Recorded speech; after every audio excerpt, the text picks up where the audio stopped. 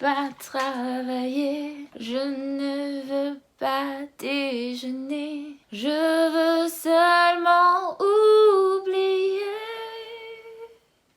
Et puis je fume.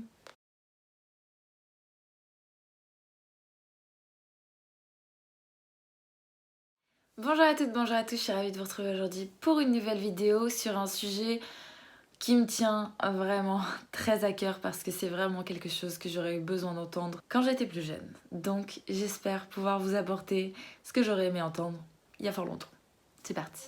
Aujourd'hui j'ai envie d'aborder un sujet avec vous qui m'est apparu comme une illumination. C'est celui du travail. J'ai mis ce titre exprès parce que c'est quelque chose que je me suis longtemps demandé. Oui et non, on va dire. J'ai commencé à travailler, j'avais 18 ans, parce que j'ai dû arrêter l'école assez jeune, j'ai pas passé le bac, ou dès que j'étais majeure, il a fallu que je m'insère dans le monde du travail. Sachant que je ne savais pas ce que je voulais faire, comme honnêtement, pratiquement toute la population quand elle commence à travailler. Je dirais qu'il y a peut-être 2 ou 3% de chanceux qui savent déjà ce qu'ils vont faire de leur vie, et d'autres qui ne le savent pas vraiment, ou qui pensent que c'est inaccessible, et d'autres qui ne le savent pas du tout. Vous le savez, on vit dans une société où on nous demande de choisir très tôt quel va être notre métier, quelle va être notre voie, quelle va être notre passion, notre carrière.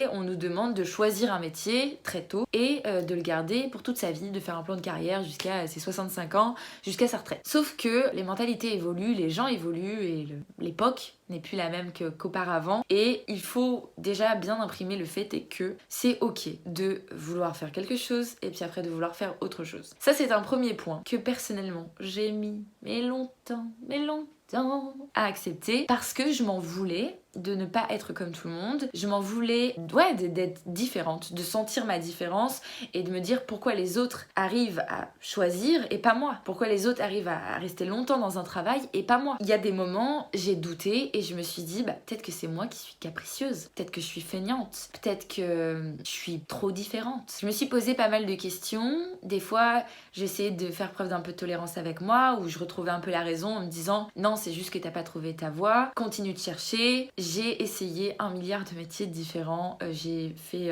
des petits boulots à McDonald's, à Quick. J'ai fait de l'événementiel, je me suis déguisée en gros nounours. J'ai fait des sculptures sur ballon.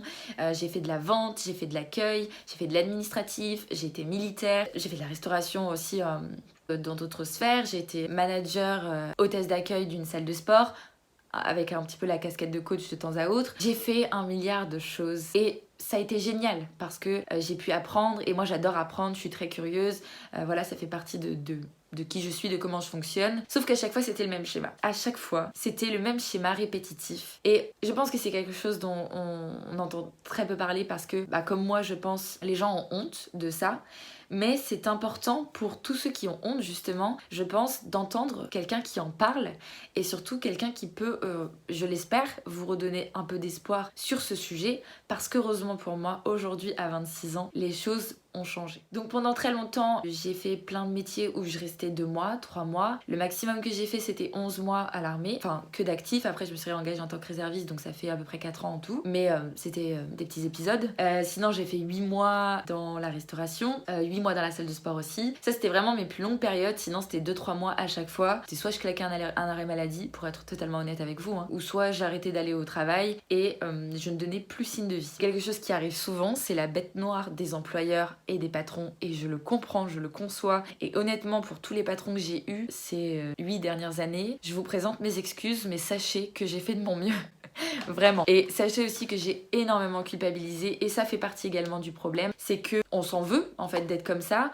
Et surtout, c'est un cercle vicieux où on se dit qu'on n'est pas capable d'être comme tout le monde. Moi, en plus de ça, j'avais ma mère notamment qui me disait « Trouve-toi un travail, trouve-toi un appart ». Vraiment, elle tenait à ce que je sois bien dans les cases et que je respecte bien les normes que la société te demande pour être heureux, pour être épanoui, pour être comme tout le monde. Et moi, pendant très longtemps, j'ai voulu être comme tout le monde depuis mon plus jeune âge, de par mon histoire.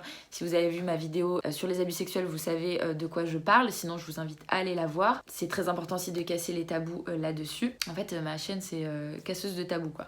Mais je sais que moi j'étais pas seule parce que j'ai connu des gens aussi qui étaient dans le même cas que moi, souvent avec des troubles anxio-dépressifs liés au domaine du travail, parce que le domaine du travail c'est quelque chose qui est directement lié à son estime de soi. Et si on a une mauvaise estime de soi, toujours un cercle vicieux, je suis pas capable, donc j'ai des troubles anxieux, les troubles anxieux me font tomber en dépression, la dépression aggrave ce manque d'estime de soi, et etc., etc., etc. Et on ne s'en sort pas. Heureusement pour moi, comme vous le savez, 2014, j'ai eu la chance de découvrir le développement personnel qui m'a permis d'évoluer, qui m'a permis d'être totalement une nouvelle personne, une personne totalement différente de ce que j'étais il y a toutes ces années en arrière, il y a 8 ans en arrière en fait. Et je suis tellement reconnaissante du chemin que j'ai parcouru vraiment, et j'aurais tellement aimé pouvoir me dire, Émilie, t'en fais pas, ça va aller, je te promets que c'est pas éternel, je te promets que c'est pas permanent, et je te promets que c'est pas parce que t'es feignante, que c'est pas parce que t'es capricieuse, et que c'est pas parce que t'es trop différente. Non. Mais alors, quel est le message? En quoi les choses vont changer? Pourquoi? Et qu'est-ce qui explique que vous êtes certainement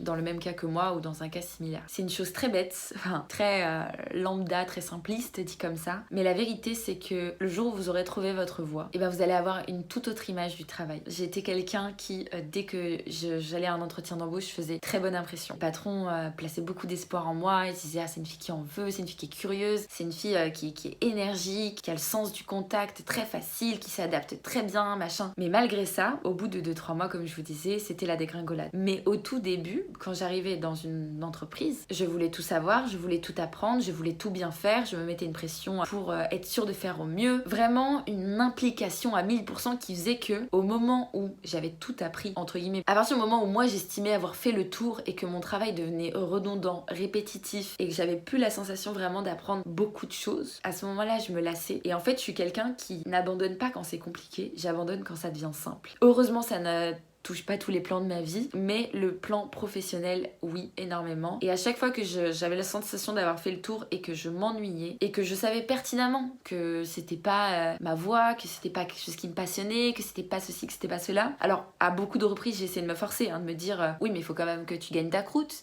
oui, mais il faut quand même que tu payes ton loyer, il faut quand même que tu payes tes factures, et c'est pas en restant au chômage que tu vas t'en sortir dans la vie ou que tu vas avancer. Certes, sauf que ça prenait une proportion tellement énorme à un moment donné, ça me déclenchait des crises d'angoisse, ça me faisait me sentir encore plus mal vis-à-vis de moi-même et vis-à-vis de l'image que j'avais de moi par rapport à mon manque d'estime de moi, qui vient de l'enfance, etc. Chacun a son histoire, chacun, toutes ses peurs, etc. proviennent de sources différentes selon les individus, et c'est ce qui fait la richesse de l'être humain et de la psychologie humaine. Mais il arrive un jour heureusement, où avec le temps, avec les expériences, et c'est pour ça que je regrette pas, même si bien sûr on se dit toujours oui, si j'avais su ça plus tôt, peut-être que, mais le chemin est comme il est et il est parfait comme il est, et tout arrive à point nommé. Arrive le jour où heureusement on arrive sur notre voie, on découvre ce qui nous fait vibrer, et je suis très émotive en ce moment, dis donc. On découvre ce qui nous fait vibrer, on découvre ce qui donne un réel sens à notre vie. On découvre... après, on apprend aussi, surtout moi personnellement, avec le développement personnel, avec beaucoup d'introspection, avec beaucoup de blessures et d'écorchures qui ont fait que j'ai eu la chance d'apprendre des leçons que j'aurais pas apprises sans ces événements, qui fait qu'on travaille sur soi, on évolue, on grandit et on apprend à se connaître.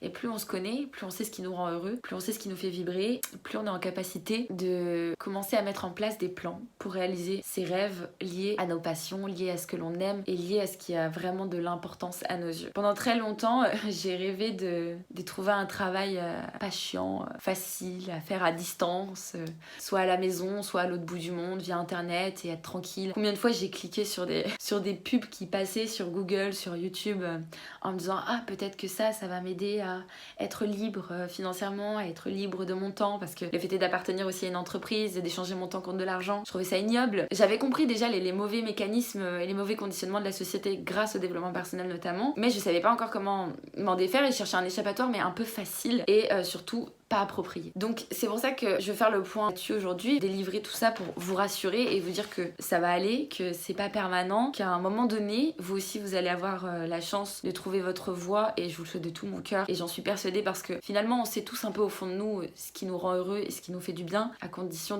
d'apprendre à se connaître évidemment. Donc je sais que ça peut arriver à tout le monde, c'est vraiment pas réservé qu'à une élite, je vous assure. Mais une fois qu'on passe ce cap en fait, de continuer à évoluer tout simplement jour après jour, et de faire du travail sur soi-même, et ben on se rapproche un petit peu plus de notre objectif, un petit peu plus de notre passion et un petit peu plus de la certitude et de la confiance de ce que l'on doit faire et de ce qui nous rend heureux. Et ce que je voulais aussi surtout partager avec vous aujourd'hui, c'est que malgré ce parcours professionnel qu'on pourrait peut-être juger de chaotique de prime abord, même si moi je l'estime plein de richesses aujourd'hui, et que j'ai eu tellement de mal à me forcer à travailler auparavant, à me forcer à me lever, à me forcer à trouver la motivation, aujourd'hui que je commence à faire vraiment ce que j'aime, c'est-à-dire le livre que je vous ai écrit, donc mon carnet de développement personnel avec les exercices qui vous permettent de travailler sur vous-même et d'avoir un coach avec vous toute l'année, qui est sur mon site, je le rappelle. Ça, qui est un énorme projet qui a mûri dans ma tête depuis des années, hein. C'est pas là, je me suis réveillée, tiens, oh je vais écrire un livre. C'est quelque chose,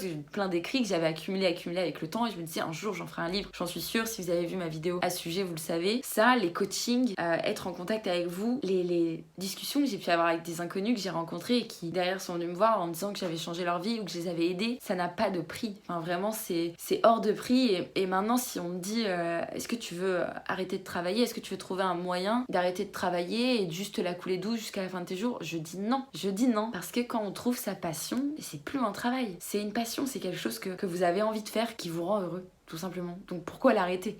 Pourquoi l'arrêter pour bronzer toute la journée et s'ennuyer? Pour rien au monde. Pour rien au monde. Donc voilà, le message de cette vidéo, c'est ça. Ne perdez pas espoir. Continuez de travailler sur vous-même. Continuez d'apprécier votre chemin tel qu'il est. Et surtout, d'essayer d'apprendre à faire preuve d'un peu de patience. Parce que vraiment, il y a un temps juste pour tout le monde, je vous assure. Si j'avais trouvé ma voie il y a 6 ans en arrière, j'aurais pas été en capacité de faire ce que je fais aujourd'hui. Parce que j'avais encore trop de choses à apprendre. Et je suis sûre qu'il y a encore plein de magnifiques choses qui m'attendent. C'est pas encore le moment là tout de suite, mais ça va l'être dans 6 mois, 1 an, 5 ans. Il y a la lumière au bout du tunnel, et plus vous avancez, plus vous faites un pas, même s'il y a des embûches sur le chemin, continuez de faire un pas tous les jours, et je vous assure que la lumière, elle devient de plus en plus grande. Je veux vraiment vous transmettre cet espoir à travers cette vidéo. Je vous souhaite vraiment de continuer votre chemin et de voir la lumière s'agrandir de plus en plus, et de faire quelque chose qui vous fait vibrer, qui vous rend heureux, qui vous passionne et qui vous épanouit en tant qu'être humain. J'espère que cette vidéo vous a plu. Je vous fais à tous de très gros bisous. Prenez soin de vous, take care. Dites aux gens que vous les aimez. Dites-vous à vous aussi que vous vous aimez, et gardez espoir surtout. Toujours, toujours, toujours. Bisous à tous et à bientôt dans une prochaine vidéo. Ciao. Let's creep while you and me repeat. This bittersweet heat is suffocating.